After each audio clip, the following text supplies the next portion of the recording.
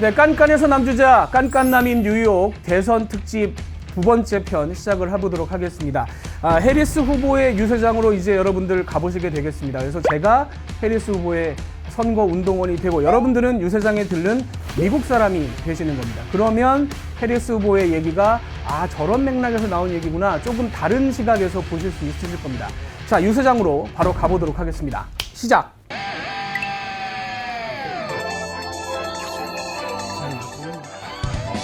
네, 해리스 후보 선거 유세장에 오신 여러분 모두 환영합니다. 여러분과 함께 미래를 만들어 나가겠습니다. 해리스 후보를 꼭 지지를 해주셔야 됩니다. 왜 해리스 후보를 지지해야 되느냐? 해리스 후보 홈페이지에 들어가면 바로 아실 수가 있습니다. 제가 가리고 있는데 You cannot go back. 우리는 과거로 돌아가지 않을 겁니다. 많은 분들이 시간이 한 4년쯤 지나서 이제 좀 잊으신 것 같아요. 트럼프 대통령 때 이 미국이 어땠는지, 어떤 상황이었는지 잊으시면 안 됩니다. 최근에 이런 기사가 있었습니다. 월스트리트 저널, 이 보수지입니다. 보수에서 이런 기사를 썼어요. 미국의 총기 보유가 늘어나고 있다. 많은 사람들이 총을 더 사고 있다. 근데 누가 사느냐? 자유주의자, 민주당원들이 사고 있다라고 지적을 했습니다. 총만 봐도 대부분의 민주당원들은 저거 집에 있으면 좀 흉악한데 라고 생각하는 사람들입니다. 그런데 이 사람들이 왜 총을 사고 있을까요? 불안해서입니다. 혹시 트럼프가 다시 될까봐. 자, 이 장면 기억하십니까? 2021년 1월에 트럼프를 지지하던 이 폭도들이 워싱턴 의사당에 들어가는 모습입니다. 트럼프 대통령 당시에 선거 자기가 졌다는 걸 인정하지 않았어요. 그리고 이 사람들을 말리기는커녕 부추겼습니다. 이 사람들이 밀고 들어가서 우리의 민주주의를 해쳤어요. 이 사람들이 이렇게 하는 바람에 이 찢어진 성조기처럼 우리나라는 갈갈이 찢겼습니다. 그런데 이 사람들이 어디 외국에 있는 테러리스트입니까? 아니에요. 여러분들 주변에 어딘가 있는 평범해 보이는 그런 사람들입니다. 이런 사람들이 트럼프가 대통령이 됐을 때 다시 이런 짓을 벌이지 않을 거라는 걸 어떻게 장담을 하죠? 트럼프는 지금도 자기를 괴롭혔던 사람들에 대해서 보복을 하겠다는 얘기를 공공연하게 하고 있습니다. 우리는 이렇게 표현합니다. 파시스트 같은 대통령이 될 것이다. 권력을 쥐고 독점하고 흔드는 그런 위험한 대통령이 될 거라고 저희는 얘기를 합니다. 그렇기 때문에 이 사람들이 여러분들에게 진짜 직접적인 위해를 가할 수도 있어요. 최근에 이런 여론조사가 있었죠. 어떤 대통령이 됐을 때 정치적인 폭력이 걱정이 되느냐? 라는 질문을 던졌습니다. 그랬더니 해리스 후보 지지자의 83%, 6명 중에 5명이 트럼프가 이겼을 때 정치적인 폭력이 너무 강해질 것 같다, 불안하다는 응답을 했습니다. 심지어 트럼프 지지자의 3분의 1도 똑같은 대답을 했어요. 내가 트럼프를 지지하긴 하는데 트럼프가 대통령이 되면 이거 나라가 불안할 것 같다, 이렇게 얘기를 하고 있습니다. 이런 불안 누가 막을 수 있습니까? 누가 현실로 오는 걸 막을 수 있습니까? 여러분들이 막으실 수 있는 겁니다. 투표를 하셔야 됩니다. 투표를 해야 이 파시스트 트럼프의 등장을 막을 수가 있고 여러분들의 신체적 안전, 여러분 가족의 신체적 안전, 이 사회의 안전을 지킬 수가 있는 겁니다. 민주주의가 무너지는 것이 어떤 레토릭이 아니라 그게 직접적으로 여러분들에게 해가 될 수도 있다는 겁니다. 그런데 이런 물리적인 위협 말고도 트럼프가 가하는 위협이 또 있어요. 어떤 거냐? 여러분들 경제에도 위협을 줄 수가 있습니다. 트럼프 대통령 입만 열면 세금 깎아준다고 얘기합니다. 이 세금 저 세금 깎아준다고 얘기를 해요. 그게 나한테 혜택이 올까요? 자, 보시죠. 민주당이 계산한 게 아니에요. 중립적인 기관들이 계산을 한 겁니다. 중립적인 기관들이 계산을 해봤더니 트럼프 세금 감면이 연장되면 납세자의 상위 5%가 절반을 가져갑니다. 부자가 더 부자가 돼요. 트럼프는 부자를 위한 정책을 하는 사람입니다. 트럼프의 세금 계획은 부유층의 또 다른 거대한 혜택이다. 트럼프가 여러분들을 위하는 것처럼 얘기하지만 트럼프는 결국은 부자들을 위해서 뛰고 있습니다. 여러분들을 위해서 뛰는 게 아니에요. 또 한 가지 생각을 해보죠. 트럼프 대통령은 당선이 되면 관세를 최고 20%까지 물리겠다라고 얘기를 합니다. 수입하는 모든 물건에 대해서. 그러면 미국은 세금을 나중에 붙이기 때문에 결국 세금까지 생각하면 여러분 30% 이상 물가가 오르는 셈입니다. 부자들은 물가 올라도 아무 문제 없어요. 근데 여러분들은 시장에 갔는데, 마트에 갔는데 당장 물건이 30% 값이 올라 있으면 버틸 수가 있을까요? 트럼프가 다른 나라를 벌주기 위해서 관세를 올린다라고 할 때는, 들을 때는 기분이 좋으실지 몰라도 그 피해는 직접적으로 여러분들이 겪게 되는 겁니다. 여러분들 주머니가 털리는 거예요.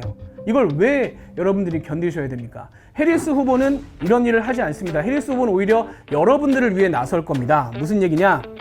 해리스 후보는 미들클래스, 일하는 중산층을 위한 정책들을 내놓고 있습니다. 여러분도 불만 많으신 거 압니다. 부자는 어차피 부자예요. 아무 문제 없습니다. 가난한 사람들은 상당히 많은 지원을 받고 있습니다. 뭐 오바마 케어라고 해서 건강보험도 싸게 들죠. 각종 지원금도 많이 나가요. 그런데 일하는 중산층은 이리저리 세금만 다 뜯기고 사실 혜택 보는 게 아무것도 없다는 불만 갖고 계신 거 잘 압니다. 그래서 해리스 후보는 여러분들을 위한 혜택을 많이 제공을 할 겁니다. 세금 감면해드릴 겁니다. 그리고 식품과 식료품 비용, 이거 기업들이 함부로 올리는 거 막아서 이런 일이 없도록 제도를 만들 겁니다. 기업들한테 그 다음에 또 법인세 올려서 여러분들을 위한 세금 마련할 겁니다. 의료비 깎아드릴 겁니다. 처방약 비용도 절감을 해드릴 거예요. 일하는 중산층 가족이 행복할 수 있는 미국을 만들기 위해서 트럼프 후보보다 훨씬 더 많은 노력을 기울일 겁니다. 트럼프 후보는 여러분들을 위한 경제 정책을 펴지 않습니다. 트럼프는 다시 말씀드리지만 부자를 위한 대통령입니다. 여러분들이 트럼프를 찍으시면 부자들에게 돈을 주는 겁니다. 그거는 막으셔야 됩니다. 여성들의 권리, 낙태권의 문제도 있습니다. 뭐 임신 중단권이라고 표현하시는 분들도 있지만 미국에서는 낙태권이라고 표현을 하는데 이분 들고 있는 팻말을 보세요. 트럼프와 공화당은 총에 대해서는 규제를 하지 않습니다. 총은 무제한으로 가져도 돼요. 그런데 왜 여성의 인권은 그렇게 무자비하게 제한을 합니까? 왜 여성들이 총보다 못한 대우를 받아야 됩니까? 여성의 자기결정권을 왜 이렇게 무시를 합니까? 이 보수 기독교층을 끌어안기 위해서, 남부에서 표를 얻어내기 위해서 이런 일을 하고 있는 거 잘 알고 있습니다. 만약에 그런데 트럼프가 당선이 되면 여성들의 자기결정권은 제한을 받을 수밖에 없습니다. 특히 대통령 선거날 이 10개 주에서는 대통령 후보 선거를 하러 가시면 동시에 낙태권에 대한 투표지도 하나 받게 되실 겁니다. 동의하냐 동의하지 않느냐. 특히 그중에 중요한 데가 있죠. 이 네바다와 애리조나 격전지 중에 두 곳입니다. 이 두 지역의 투표장에 가시는 분들은 아까 말씀드린 대로 이 낙태권에 대한 투표지도 같이 받게 되실 겁니다. 그러면 대통령 후보 투표를 하지 않더라도 이 문제는 심각하다라고 해서 나갔던 분들이 낙태권에 대해서 트럼프에 반대하는 표를 찍고 트럼프를 찍지는 않으시겠죠? 해리스 후보를 찍으시겠죠? 이 두 지역에 계신 분들은 그런 분들을 많이 투표장으로 불러내셔야 됩니다. 이 낙태권에 대해서 분노하고 있는 많은 여성들을 투표장으로 불러내셔야 됩니다. 그래야 우리 해리스 후보가 이길 수가 있습니다. 자, 정리하자면 누가 해리스 후보를 찍으셔야 하느냐? 트럼프 4년에 대해서 공포심을 갖고 있는, 특히 미국의 주류라고 하기는 좀 어려운 흑인, 라틴계, 아시아계 이런 소수 인종들, 다시 트럼프가 집권했을 때 그 폭도들과 마주하는 공포 겪으시면 안 되죠. 해리스 후보를 찍으셔야 됩니다. 두 번째, 경제적으로 지금 열심히 일하지만 뭔가 밝은 미래가 없는 것 같은 중산층 여러분, 해리스 후보를 찍으셔야 됩니다. 트럼프가 부자들을 돕고 나서 국가 빚이 늘어나면 그것도 역시 여러분들의 책임이 될 겁니다. 중산층 여러분들은 꼭 해리스 후보를 찍으셔야 됩니다. 그리고 이 트럼프와 보수층이 이 낙태권을, 여성의 결정권에 대해서 제한을 하는 것에 분노를 하는 여성분들은 또 해리스 후보를 찍으셔야 됩니다. 이분들만 모이셔도 우리가 승부를 해볼 수가 있습니다. 트럼프 후보를 막아야 합니다. 다시는 과거로 돌아가지 않을 겁니다. 11월 5일 투표장에 가셔서 꼭 해리스 후보에게 한 표를 던져주십시오. 그래야 더 밝은 미래, 과거로 돌아가지 않는 우리를 위한 미래를 만들어갈 수가 있습니다. 자, 지금까지 들어주신 여러분 감사합니다.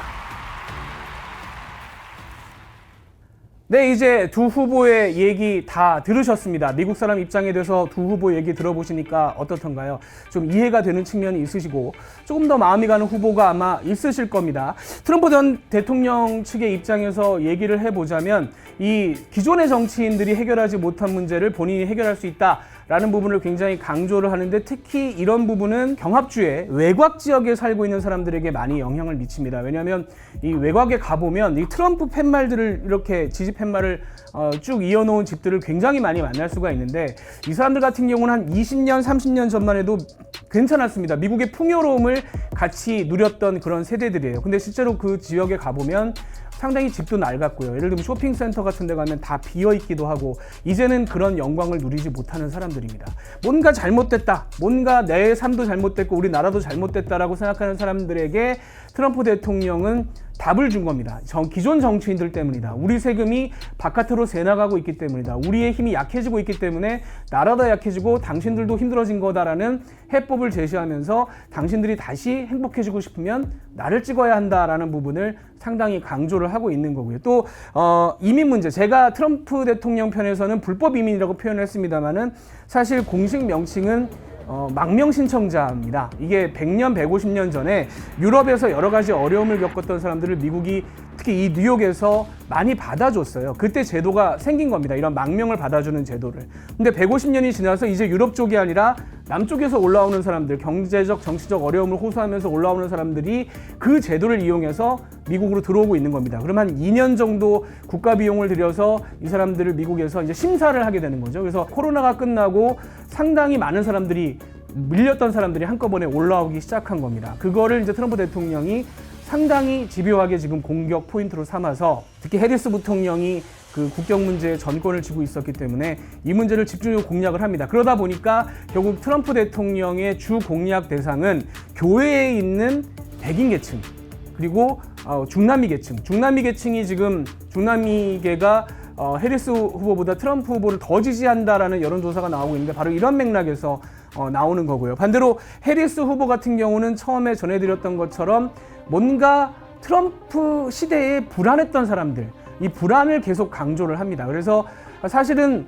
미국에서 이 사람의 이름을 듣기가 쉽지 않은데, 왜냐하면 약간 금기어처럼 그렇게 돼 있는데 히틀러라는 얘기까지 지금 나오고 있거든요. 해리스 후보 측에서 트럼프 대통령을 그렇게 지칭을 하는데 그만큼 이 불안을 자극하는 것이 표로 돌아올 것이다라는 계산이 서 있는 거고요. 두 번째는 특히 TV 광고 같은 걸 보면 이 서민층, 아까 말씀드린 외곽에 있는 그 서민층들이 직접 나와서 해리스 후보를 지지하는데 트럼프 후보의 저 공약은 나를 위한 것이 아니다.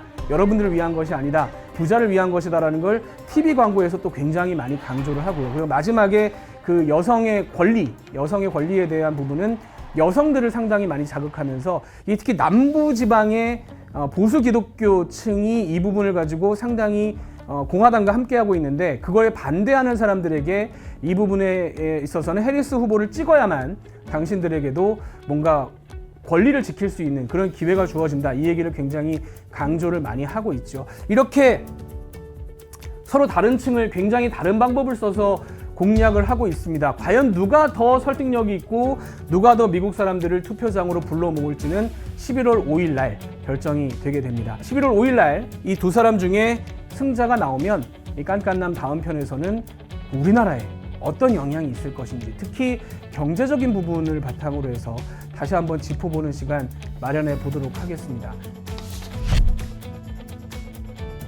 깐깐남 대선 특집편 어떻게 보셨는지 모르겠습니다. 멀지 않은 시기에 돌아오도록 하겠습니다. 시청해주신 여러분 감사합니다.